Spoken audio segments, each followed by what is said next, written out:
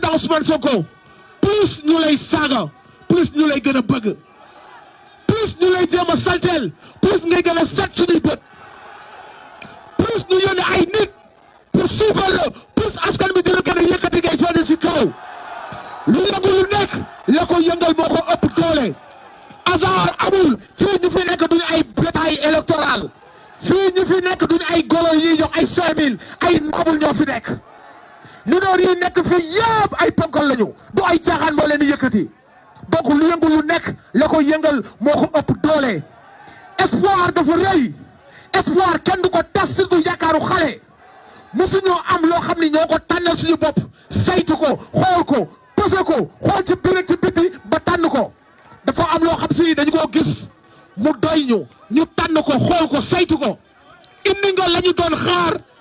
ci wàllu politicien bu noble bu digne koo xam ne dafa ñëw pour yee la jeunesse sénégalaise dafa ñëw pour yee la jeunesse africaine du hasard loxo yëpp ci kaw pour le président le digne fils le révolutionnaire l'honorable le propre le courageux président Ousmane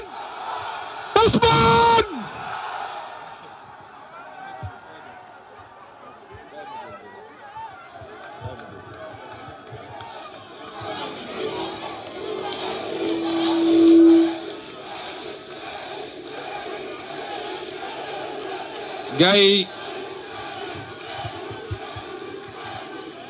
merci beaucoup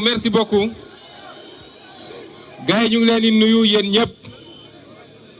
yéen ñi fi déplacé wu nekk ci naaj bi depuis bi ñu julee juma ba tey jii di leen masawu di leen jaajëfal di féliciter une fois de plus ak remercier le mouvement pour la défense de la démocratie muy la M2D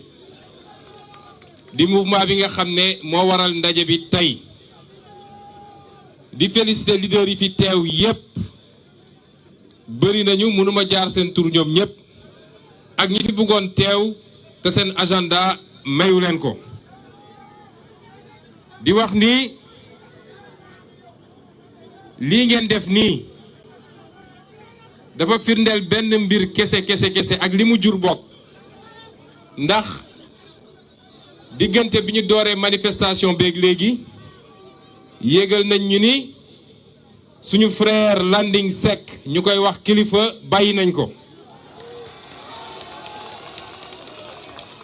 ñu toogaat tuuti avocat yi yónnee ñu message ne ñu fële ci Diourbel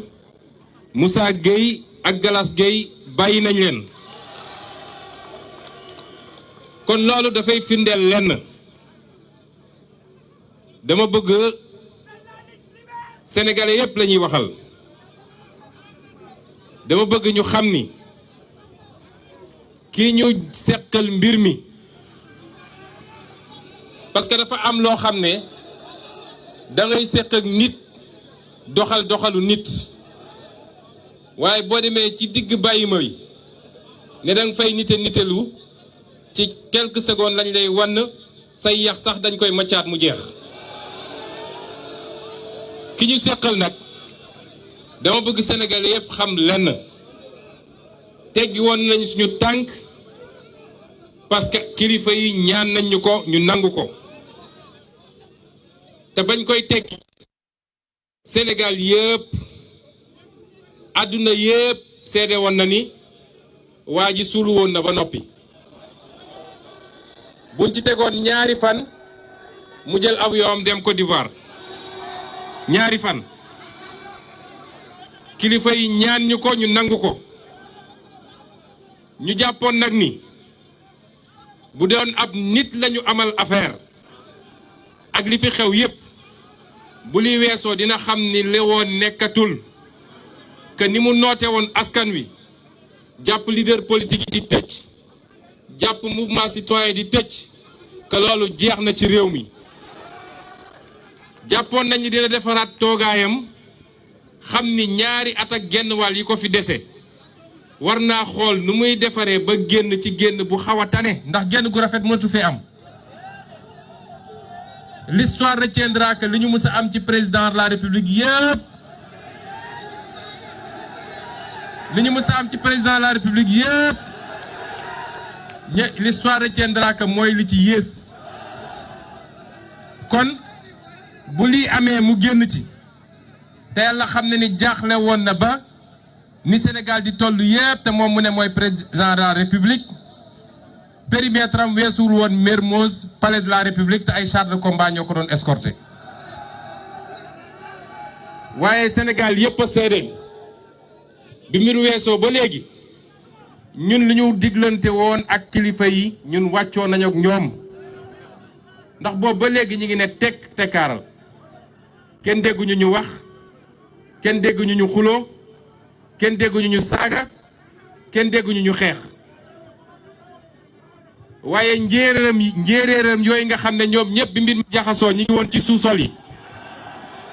ñi dem tëju ci hôtel yi ñu libéré leen ñu dem wër plateau yëpp xëyee saaga gontoo xaste ak di menacé moom ci boppam nee na yéeyaa yooyu ma ngay def tournée politique mu naan tournée économique jël ay centaines de millions yoo xam ne suñu alalu réew la ñun ak ay oto yoo xam ne suñu oto réew la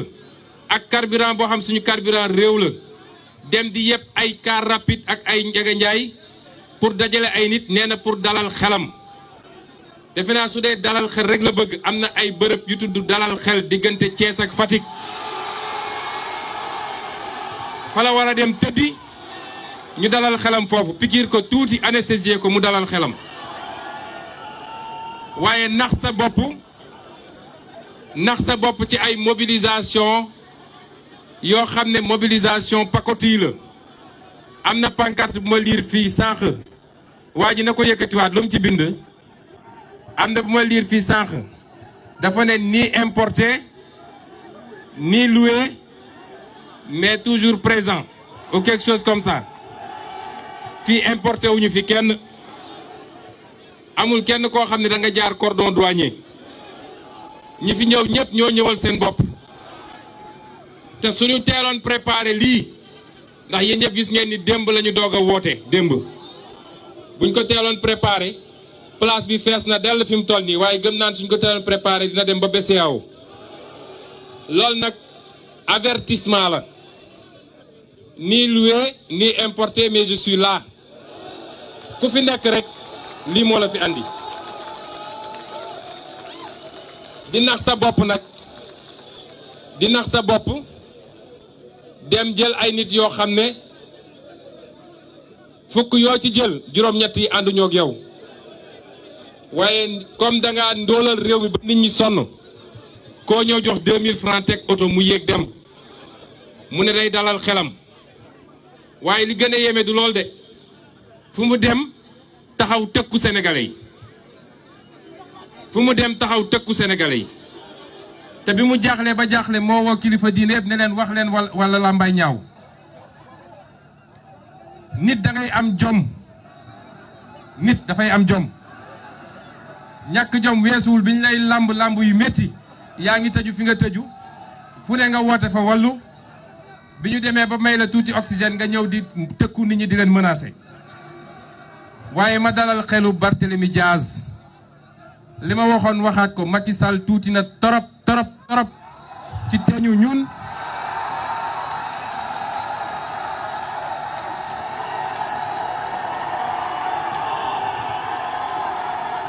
dama ne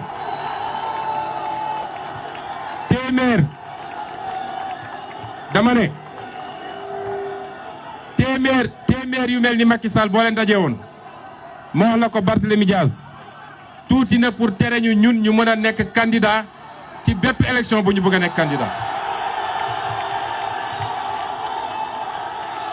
réew mi may leen ma rek ma yeggali parce que 19h lañ ñu may te dañu bëgg a nekk ñu discipliné dama ne réew mi benn sénégalais rek laa xam ni tey ñëpp xam nañu dootul doon candidat ci réew mi te sénégalais boobu dafa am tur am sant mooy kan benn sénégalais la amul beneen moom la ñu am firnde bu leer naññ ni réew mi dootu fi nekk candidat wala dina dox suñu kaw cadavre pour nekk candidat ci réew mi kon ñu wax leen ni état de grâce bi jeex na te dafa am loo xam ne dootuñu ko nangul kenn moom mënul jël suñu alalu réew jël suñuy oto jël suñu force de sécurité di lambari ci biir réew mi ba pare ne dinañu tere ñun ñuy def suñuy daje loolu dootu fi am. Kaolack laa jóge sànq ba ma demee nee nañu préfet Kaolack nee na tant que moo fay préfet manifestation du fa am.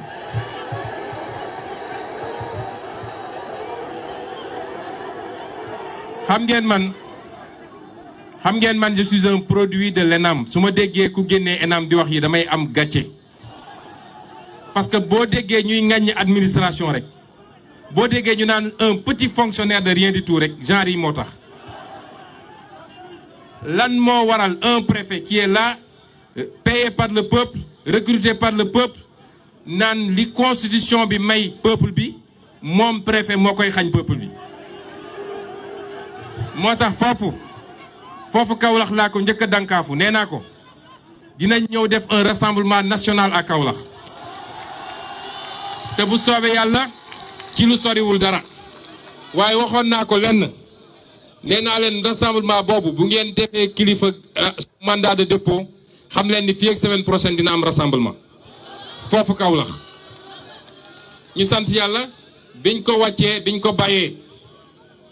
noonee nag la ñuy exiger ñi nga xam ne ñoom la ñu téye tey ba tey te ma leen di lim ñi nga xam ne ñi nga Ziguinchor muy ki ñuy wax Demba Diédhiou di Abdourahmane Diallo di Mohamed Mané Babacar Diagne ak ñi des Diourbel muy Ndiogu Diop Ndongo Diop nga xam ne moom kaam moo ci gën a doy waar ak ki ñuy wax Ablaye Fall ndax ñeneen ñaar ñi bàyyi nañ leen dañ leen ne ñu ngi leen di jox ultimatum parce que ñun ñi fi nekk ñëpp ak ñi jotul teew ak ñi génnoon di manifester yëpp dañu war a xam ni ñun ñëpp on est le même corps gis nga bu ngeen engagé wu ci benn direction général du bàyyi soldat soldat du bàyyi général Ousmane Sonko ëppul droit ci liberté que Ndongo Diop moo tax dañu bëgg leen envoyer un message ñoom ñoo ñu des foofu lañ ci war a def yëpp ñu ngi koy def ba léegi ci jël ay avocat ci jàppale leen ñoom ak seen njaboot dama leen bëgg wax ni on ne vous lâchera jamais te dama bëgg ñu xam ni lii manifestation bi avertissement la tant que wàccu ñu leen peut-être semaine prochaine day tombeek 23 juin bi nga xam ne dañu bëgg a def rassemblement exceptionnel pour fàttali sénégalais que Macky Sall a trahi toutes les promesses du 23 juin amul bu mu ci respecté mais li ci tegu bu ñu génnee ci 23 juin bu dee ñiy wàcc ñu leen parce que amul lan moo war a tax ñu jàpp leen amul dañoo nekk ci réew moo xam ne Macky Sall dafa am justice am dañuy jàpp nit justice fenkal ko ay layal ko wala fenkal ko ay grief ak ay chef yu ñuy yokk kilifa biñ koy jàppee ñaari mbir la ñu waxoon ne dafa participer à une manifestation non autorisée ak beneen bu ñàkk fayda dem yóbbu ko retour de parquet démb ñu delloo siwaat ko yokk si ñett parce que suñu paree dañuy woo ministre de la justice mu ne yokku leen ci lii yokku leen ci lii yokku leen ci lii une justice qui crée et qui fabrique des faits et qui fabrique même des preuves pour rek faagagal ay nit loolu mënatuñu ko nangu ci Sénégal moo tax dañu ne tant que libéré wuñu leen dans 2 semaines suñu naree daje fii te dinañ ko def sur l'ensemble du territoire national su dee jàpp na dinañ ko may fu mu noyyee nax na boppam na war fu ko neex ak suñuy milliards nag dajale ñu ko neex waaye ñun ñu ngi koy xaar fii te ñun xam nañ ni le peuple sénégalais souverain a tourné le dos à Macky Sall depuis très longtemps. Le peuple sénégalais souverain à 80% et avec ñi fi nekk tey muy le regroupement des patriotes du Sénégal ak foo mun ci bokk ci parti politique ñuy wax nag ni au-delà de li ñu woote ci ñu libérer les otages politiques dañuy dëgmal lu am solo ay intervenants wax nañ ko fii kii ñu ko seqal yaakaarul lu dul ci wuruj ay élection te jàpp na ni élection locale yi mooy anticiper 2024 buñ ko seetaanee ba mu mbuxum élection yi le lendemain lay génn taxaw am sañ-sañ ne moom dina briguer beneen mandat en 2024 la jeunesse a les cartes en main na ñëpp dem inscrire ci carte ci liste électorale yi ñi ngi joxe ay date dama bëgg wax ni date yooyu mënul ne parce que balaa ñuy ubbi inscription bi il faut ñu pare dialogue politique bi valider les points de consensus convoquer l'Assemblée nationale en session en procédure d'urgence mu voter le nouveau code électoral ñu doog a mën a dem ci loolu te loolu mënul nekk fii ak mois d'août leer na ma ni ñoom ñooy def ay sondage pour xool nit ñi fan lañ ci toll waaye quartier par quartier laa bëgg quartier par quartier maison par maison sax laa koy commencer maison par maison quartier par quartier commune par commune ville par ville région par région yéen la jeunesse le fichier actuellement gën saa bëri defe naa eggul 7 millions les primo-inscrits de ce pays ñoom ñëpp suñu génnee voté wu massivement inscrire massivement ak ñi ñu bindoon ni ne peut pas voter ñu dem rectifier fichier bi dina dépasser 10 millions d'électeurs te ñiy bindu ñëpp nag à 90% ñu wàcc Macky Sall ak ñi mu àndal kooku mënatul gagner élection Sénégal du élection locale du législative du présidentielle Macky Sall est fini c'est une page tournée li ma waxoon rek dañuy masaxa rek gunge ko ba 2024 lan mooy doon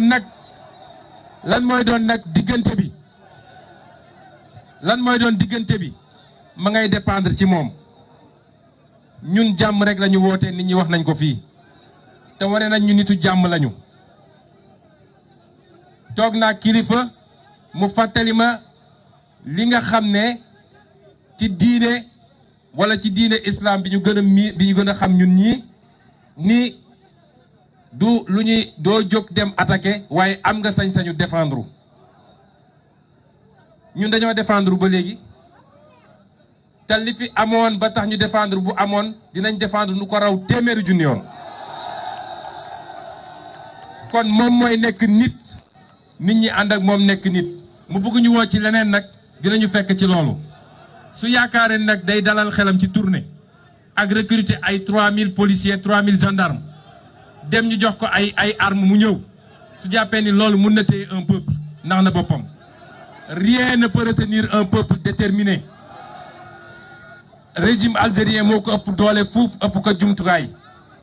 Kadhafi ko ëppoon doole fuuf ëpp ko jumtukaay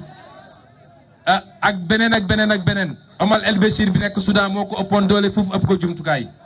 keneen ak keneen mais un peuple souverain bu jóg ne doyal na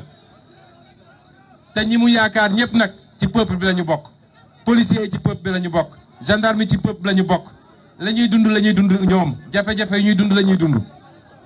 kon su dee loolu lay naxee boppam xam ne ne jum na kon ñu leen di woowaat ay menaces am yëguñu ko ñun on n'a pas de leçon à recevoir d'eux nee na terrorisme waaye le seul terroriste mooy ci ak ku dem recruter ay nervi ñu dem di tirer ci ay xale bare ci 13 kooku mooy terroriste. nee na des gens qui sont soutenus par l'étranger ñëpp xam nañ ni le seul boo xam ne préfet étranger la nga xam ne lu am day daw dem jëli ndigal taal avion def ci suñu kérosène jëli ndigal ñëw yéen xam ngeen mooy kan. léegi nag nee na respect des institutions waaye ñun fii la ñu newoon bi muy taxaw naan on va déloger Ablaye Wade ñun waxaguñu loolu kooku su ñëwee ne moom daf ñuy jox ay conseils est-ce que loolu yellu na ci moom. léegi nag bi ko desee mooy nee na comme dafa jël xaalis wasaare ci lu bëri ci ay organes de presse heureusement qu'il y a encore des organes indépendants et dignes mu dem wasaare ko ne leen seen mission mooy saa yu ngeen xëyee wax leen lu bon ci Ousmane Sonko waaye plus ñuy wax plus Ousmane Sonko di am bay na ci Sénégal.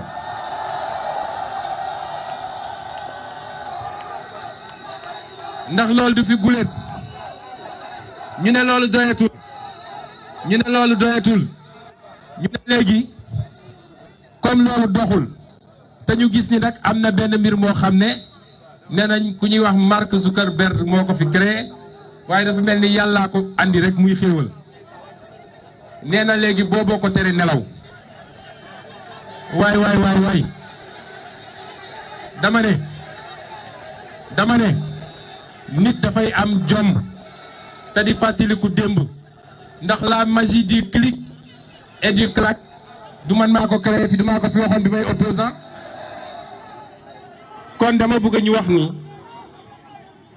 yéen ñëpp laay waxal sama frère Bougane wax na lu jëm ci nu ñuy dëgmalee élection yooyu M2D du plateforme politique M2D dafa di plateforme boo xam ne dafa dajale ay mouvement citoyen dajale ay parti politique waaye lii woon objectif am dëgg mooy lépp lu jëm ci faagagal démocratie ak lépp lu jëm ci yorin gu ñaaw gu ñu yor réew mi ñu jëlee ko fi waaye acteurs politiques yi ñoom man am naa certitude ni ñi war a ànd nañu ànd ci élection législative yi locales yi te gëm naa ni li ëpp solo ci ñi nekk ci opposition bu soobee kii bind am naa yaakaar ni dinañu ànd te dinañ fi duma Macky Sall ak ñi mu àndal duma goo xam ne dañuy wax 2009 du dara nañ ko teg fële man loolu laa gëm lu ñuy liggéey la nag waaye yéen ñii nga xam ne yéenay ndeyu mbil gi du ñun yéen a nekk ci terrain bi di def porte à porte yéen nekk ci terrain bi di wax ak sénégalais yi lenn rek lañ leen di ñaan na ngeen am confiance ci seeni leader politique xam leen ni lii ñu sumb te ñu daj ci lu ne te ñu ñàkk ci lu ne duñ ko mus a tayle duñ ko mus a yàq duñ ci mus a def loo xam ne lu koy yàq la loolu rek laa leen ñaan li ci des préparé wu leen fagaru leen parce que bu soobee yàlla Macky Sall wiiri jaare xam nga leen am na ko wax léegi tappale yi muy def yëpp jaru ko parce que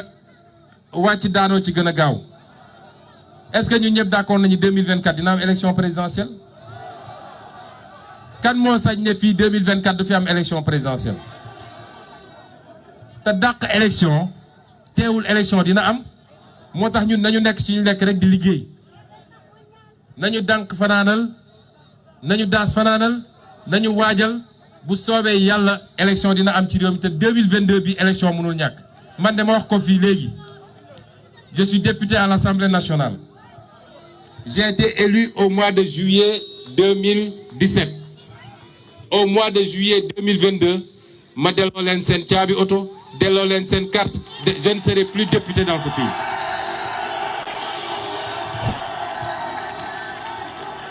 parce que kenn faluma pour 5 ans 1 jour waxuma laa pour 7 ans dañ maa fal pour ma def un mandat de 5 ans bu 5 ans yi jeexee bés bu mu jeexee bés boobu laay pare ñoom waajal nag ànd ak ñi ñu mën a àndal yëpp ci opposition pour que assemblée nationale bii nga xam ne mooy li gën a tilim li gën a salte lu ñu mës a xam tey ci assemblée nationale pour que ñu raser ko daal fi andi assemblée nationale boo xam ne avec une majorité forte de l'opposition mu préparer le départ de Macky Sall en 2024 lii mooy agenda bi nañu jublu ci loolu te bu ñu nangu ku ñu divertir waaye dama leen bëgg a wax nii waajal leen seen bopp ci li ngeen mën bu dee Macky Sall jàmm la bëgg dina ko am